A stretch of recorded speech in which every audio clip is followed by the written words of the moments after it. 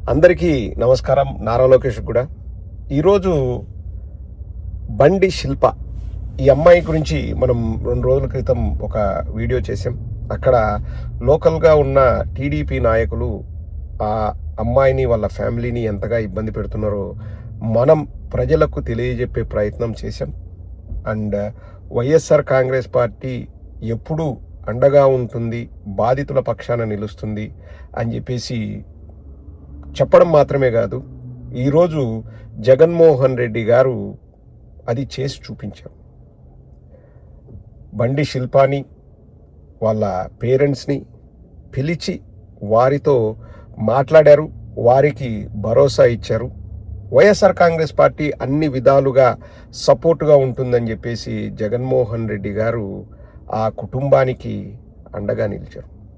ఒకసారి ఆ సోదరి ఏమంటుందో ఒక్కసారి వినండి. నాకు నా ఫ్యామిలీకి స్థానికంగా జరుగుతున్న దారుణాన్ని, అరాచకాన్ని మీరందరూ చూశారు. మీతో పాటు మాజీ ముఖ్యమంత్రి గారైన జగన్మోహన్ రెడ్డి గారు కూడా చూశారు. ఈ విషయం తెలుసుకొని నన్ను పిలిపించి మాట్లాడారు. విషయం ఏంటని తెలుసుకున్నారు. విషయం తెలుసుకోవడంతో పాటు నా దగ్గర ఉన్న ఆధారాలను కూడా చూశారు. నా దగ్గర ఉన్న ఆధారాలు చూసిన తర్వాతనే నాకు, నా ఫ్యామిలీకి అండగా ఉంటానని మాజీ ముఖ్యమంత్రి జగన్మోహన్ రెడ్డి గారు భరోసా ఇచ్చారు. నారా లోకేష్ గారికి ఈ సందర్భంగా ఒకటే చెప్పదలుచుకున్నాను. లోకేష్ గారు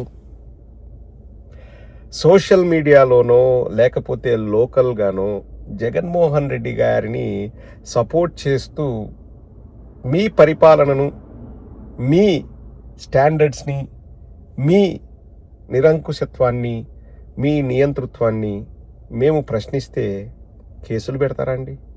అలాగే వాళ్ళ కుటుంబాలపై కక్ష తీర్చుకోవాలని చూస్తారా? వాళ్ళ ఇల్లు కూల్చాలని చూస్తారా? వాళ్ళ ప్రాపర్టీస్ని ధ్వంసం చేయాలని చూస్తారా? ఎంతవరకు సమంజసం నారా లోకేష్ గారు? ఒకసారి మిమ్మల్ని అడుగుతున్నాం, మీ మనస్సాక్షిని ఒకసారి ప్రశ్నించుకోండి. ఎవరికైనా అభిప్రాయాలు ఉంటాయి, ఎవరికైనా ఇష్టాయిష్టాలు ఉంటాయి. ఎందుకు జగన్మోహన్ రెడ్డి గారిని సపోర్ట్ చేస్తున్నాము అంటే 100 కారణాలు మేము చెప్తాం. మేము జగన్మోహన్ రెడ్డి గారిని సపోర్ట్ చేస్తే, నేను కానీ లేకపోతే ఏ వైఎస్ఆర్సీపీ కార్యకర్త అయినా, లేకపోతే న్యూట్రల్గా ఉన్న వాళ్ళైనా, లేకపోతే సోదరి బండి శిల్ప లాంటి వారైనా జగన్మోహన్ రెడ్డి గారిని సపోర్ట్ చేస్తే అదేమైనా పెద్ద నేరమా నారా లోకేష్?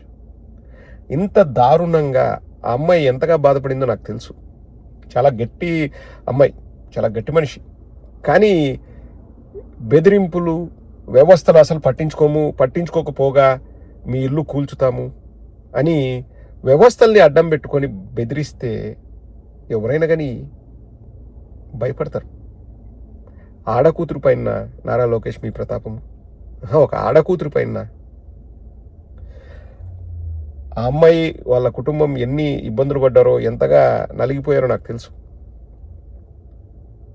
అవసరం లేదు నారా లోకేష్.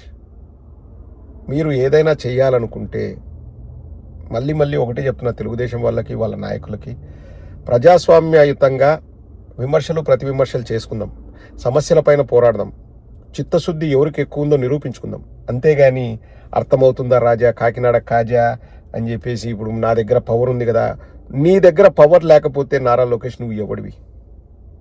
ఆ పవర్ నీకు ఇచ్చింది ప్రజలు వాళ్ళకు మంచి చేయమని. కానీ అర్థమవుతుందా రాజా, కక్ష తీర్చుకుంటా రాజా, అది చేస్తారు రాజా, ఇది చేస్తారు రాజా అని చెప్పేసి ఏదో మేకపోతు గాంభీర్యం ప్రదర్శించు ప్రజల దగ్గరికి వచ్చేసి జబ్బలు తెచ్చుకుని గొప్పలు చెప్పుకోవడానికి కాదు నారా లోకేష్.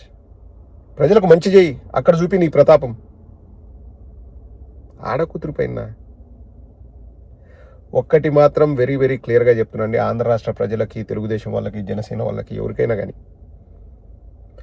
జగన్మోహన్ రెడ్డి గారు మా పార్టీ కార్యకర్త కోసం, మా పార్టీ కోసం కష్టపడే వాళ్ళ కోసం ఎంత దాకైనా వాళ్ళు వెళ్ళడానికి వారు సిద్ధంగా ఉన్నారు.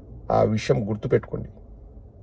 జనసేన వాళ్ళకి, టీడీపీ వాళ్ళకి చెప్తున్నా, మీరు మా దగ్గర అధికారం ఉంది కదా, పోలీసుల్ని గూండాల్లాగా తయారు చేసి, పాపం వాళ్ళు తప్పేం లేదండి, పోలీసులు తప్పేలేదు, వాళ్ళు ఎంత బాధపడతారో నాకు తెలుసు. మా వాళ్ళని ఒకరు అరెస్ట్ చేస్తే, ఏంద్రబాబు ఇంత చిన్నదానికి మిమ్మల్ని అరెస్ట్ చేయాలన్నా, మా కర్మరా నాయన, మా డ్యూటీ మేము చేసుకోకుండా పైనుంచి ప్రెజర్స్ సాగు కొడుతున్నారు మమ్మల్ని చెప్పి ఎంత వాళ్ళు బాధపడతారో, ఎంత మదన పడతారో మాకు తెలుసు. ఇంతకుముందు రౌడీజం చేయాలంటే ఏదో గుండాలనో లేకపోతే ఆకు రౌడీలనో వీధి రౌడీలనో హైర్ చేసుకునేవాళ్ళు. ఇప్పుడు ఆ పనులన్నిటి పోలీసుల చేత చేయిస్తున్నాడు నారా లోకేష్. మళ్ళా పోలీసులు వాళ్ళ మాట వినకపోతే అమ్మనాబూతులు తిడతాంట. ఫోన్ చేసి సిఐ అయినా డిఎస్పీ అయినా ఎవరైనా కానీ కేర్ చేయడంట. వాళ్ళని అమ్మనాబూతులు తిడతాంట. నేను చెప్తే నువ్వు చేయవా అని. దేనికి లోకేష్ ఇంత కక్ష తీర్చుకుంటూ ఇంత ఇదిగా నువ్వు తయారయ్యి నిన్ను నువ్వే పాడు చేసుకుంటున్నావు. మనది ప్రజాస్వామ్య దేశం. నియంతృత్వ పోకడలు ఇక్కడ పనికిరావు. నువ్వు బండి శిల్ప ఇంటిని కూల్చాలని నువ్వు చూస్తే లక్షల మంది ఆ అమ్మాయికి సపోర్ట్ చేస్తారు. మన సమాజం ఇంకా బతికే ఉంది. ఇటువంటి చెత్త పనులు చేస్తే సమాజం ఊరుకోదు నారా లోకేష్, గుర్తుపెట్టుకో.